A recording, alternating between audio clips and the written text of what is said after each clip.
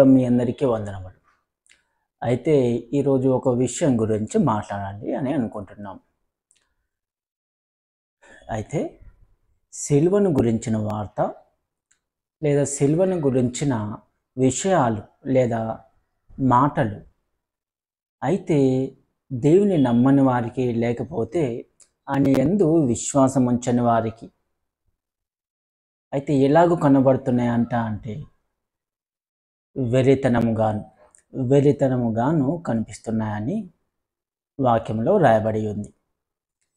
అదే మరి సిలువను గురించిన విషయాలు, దాని సంబంధమైన వాక్యాలు లేదా విషయాలు మరి రక్షింపబడుచున్న వారికి లేదా యేసు ప్రభువునందు విశ్వాసం ఉంచుచున్న వారికి ఎలా కనిపిస్తున్నాయంట అంటే ఒక శక్తి, దేవుని నుంచి వచ్చే శక్తి లాగా కనిపిస్తున్నాయంట.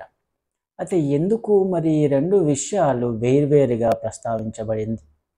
మరి ఎందుకు ఆయన యందు విశ్వాసం ఉంచని వారికి మరి వెర్రితనంగా ఎందుకు కనిపిస్తుంది ఆయన యొక్క సిలువ వార్త అంటే, చూసినట్టయితే మనము దేవుని గురించిన సిలువ విషయం అంటే యేసు ప్రభు ఒక దేవుడుగా మనం మరి నమ్ముచున్నాము.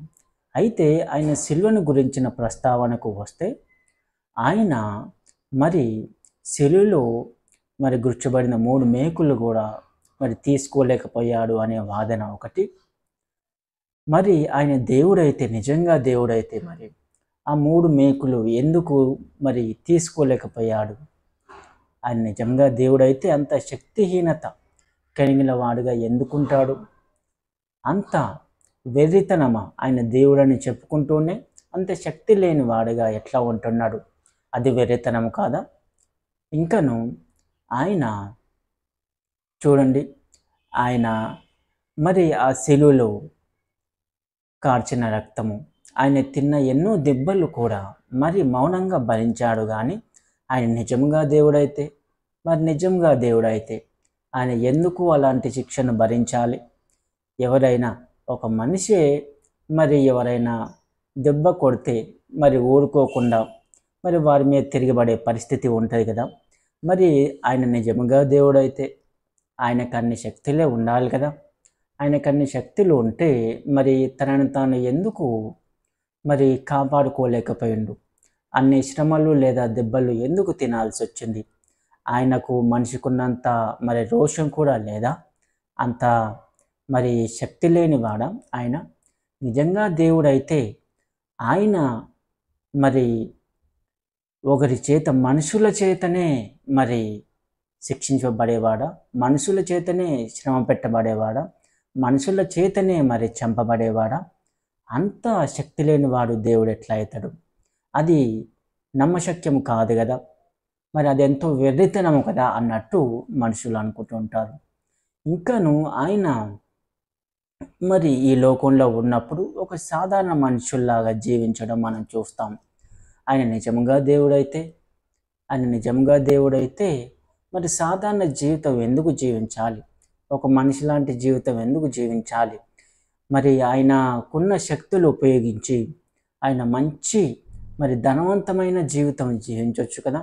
ఆయనకున్న మరి శక్తులు ఉపయోగించి ఆయన ఏమి కావాలంటే అది కోరుకోవచ్చు కదా. ఎట్లా ఉండాలంటే అట్లా ఉండొచ్చు కదా. ఆయన మరి ఎందుకు మనుషులతో కలిసి ఆయన అట్లా జీవించాడు? ఆయన దేవాది దేవుడైతే మనుషులతో లేదా పాపులతో సాంగత్యం ఎలా అని మరి అంతటి వెర్రితనముగా క్రీస్తుని గురించిన వార్త ఉన్నది అని అన్యజనులు, దేవుని విశ్వసించిన వారు మాట్లాడుతుంటారు. అయితే ఆయన మరి ఎందుకు ఈ లోకానికి వచ్చిండు అంటే పాపంలో మరి నశించిపోతున్న మనల్ని రక్షించడానికి ఆయన పాపపు మరి విషయమైన శరీరధారి అయి ఈ లోకంలో జన్మించి మరి తన శరీరము మరి మరణించడం వలన, ఆ పాపం వలన వచ్చే జీతాన్ని మరి ఆయన తీసుకొని మరి 3వ దినమున తిరిగి లేచి ఆ పాపముపై, మరణముపై విజయము ఆయన ఇచ్చాడు. అంటే ఆయన ద్వారా, ఆయనను విశ్వసించిన మనము కూడా మరి మరణముపై విజయము మనకు ఆయన అనుగ్రహించిండు. అయితే ఇంత మరి అన్యజనులు ఎందుకు వెరితనంగా చూస్తారు సిలువ గురించిన వార్త అంటే, దేవుడు అయితే మరి ఎట్లా ఉండాలి అంటే మంచి కిరీటములు లేదా మంచి శక్తులతోని ఒకరిని ఓడించేంతగా, ఒకరిని శిక్షించేంతగా, తనను మరి నిందించే వారిని నిందించేటట్టుగా ఉండాలి. దేవుడు అయితే మరి తనను శ్రమ పెట్టిన వారిని శ్రమ పెట్టేటట్టు ఉండాలి. మరి తనను తన మీద మరి దెబ్బ కొట్టిన వారిని దెబ్బ తీసేటట్టు ఉండాలి. మరి యుద్ధం చేసేవాడిగా ఉండాలి దేవుడు. కానీ మరి ఎవరైనా దెబ్బ కొడుతుంటే మరి మౌనంగా సహించేవాడు దేవుడు ఎట్లయితాడు? మరి ఎవరైనా నిందిస్తుంటే మౌనంగా ఉండేవాడు దేవుడు ఎట్లయితాడు? ఒకరు మరి చంపేస్తుంటే కూడా దానికి తనను తాను అప్పగించుకునేవాడు దేవుడు ఎందుకైతాడు? చేతకాని వాడు కదా, తను శక్తులు లేని వాడు కదా. మరి మరి ఇలాంటి వ్యాఖ్యలు అనేవి అన్యజనులు చేస్తుంటారు. ఎందుకంటే వాళ్ళు మరి ఈ లోకం తీరుగా మరి వెర్రితనం అంటే ఏంది అంటే, బలశూరుడైనను కూడా బలం లేనివాడిగా ఉంటే అది వారికి వెర్రితనము. మరి జ్ఞానం ఉన్నవాడైనా కొన్నిసార్లు జ్ఞానం లేనివాడు అన్నట్టుగా వాళ్ళకు కనిపిస్తే మరి అది వెర్రితనము. మరి దేవాది దేవుడైనను కూడా మరి తనను తాను నిరూపించుకోలేక, అందరికీ నిరూపించుకోలేక ఉంటే అది వారికి వెర్రితనము. నిజంగా దేవుడైతే తన శక్తులు ఉపయోగించి మరి నేనే దేవుడని నిరూపించుకోవచ్చు కదా. అలా నిరూపించుకోవట్లేదు అందరికీ, కాబట్టి ఆయన నిజమైన దేవుడు కాదు. అది ఒక వెర్రితనం. ఆయనకంత శక్తులు లేవు, ఆయన నిజమైన దేవుడు కాదు అని లోకులు మాట్లాడతారు. అయితే లోకులు అనుసరించే నీతి లేదా లోకులు చూసే చూపు, మరి దేవుని నమ్ముకున్న వాళ్ళు చూసే చూపు, వాళ్ళ యొక్క గ్రహింపు వేరుగా ఉంటాయి. మరి ఎందుకు మరి యేసు ప్రభు నమ్ముకున్న వాళ్లకు అది ఒక శక్తి? దేవుని శిలువ ఎందుకు మనకు శక్తి అంటే, దేవుడు శిలువ మరణం పొందడము వలన మన పాపములకు వచ్చే మరణమును ఆయన మింగివేశాడు. ఇంకా మనకు రక్షణను ఆయన అనుగ్రహించాడు. యేసు ప్రభు మనము చనిపోయిన తర్వాతను కూడా మరి నిత్య జీవమును చేరుకొందు అనే నిరీక్షణ ఆయన మనకు ఇచ్చాడు. 3వ దినమున తిరిగి లేచి ఇంకా మరణముపై ఆయనకు విజయం ఉంది. మరణం ఆయనను ఏం చేయలేదు. కాబట్టి యేసు ప్రభును విశ్వసించిన మనకు కూడా మరి మరణంపై విజయం ఉంది, మనకు నిత్య జీవం ఉంది అనేటటువంటి నిత్యమైన నిరీక్షణను మనకు ఉంచిండు. ఇంకను ఆయన శిలువపై మరణము నొంది తిరిగి లేచి మనకు పరిశుద్ధాత్మను మనకు ధారాళంగా అనుగ్రహించిండు. ఆయన ఆత్మ ఎల్లప్పుడూ మనతో ఉండడం ద్వారా మరి ఎల్లప్పుడూ మంచి నిరీక్షణ, మరి సంతోషమును, సమాధానమును మనకు దేవుడు అనుగ్రహించిండు.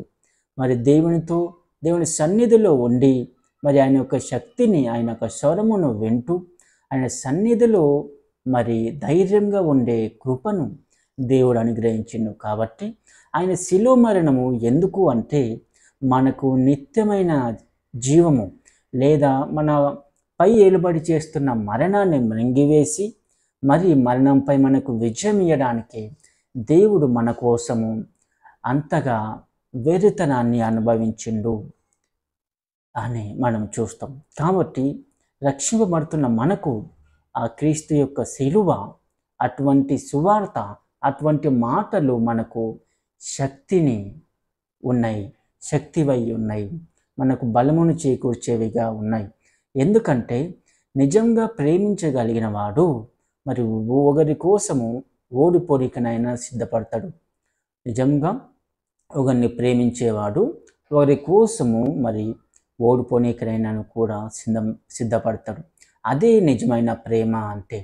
అయితే దేవుడు ప్రేమ కలిగిన వాడు కనుక మరి మనకు రావాల్సిన పాప శిక్షను ఆయన మీద వేసుకొని, మనకు బదులుగా ఆ శిక్షను ఆయన మీద వేసుకొని మరి ఆయన ప్రేమతో సమస్తమును మన కోసం ఓర్చుకున్నాడు.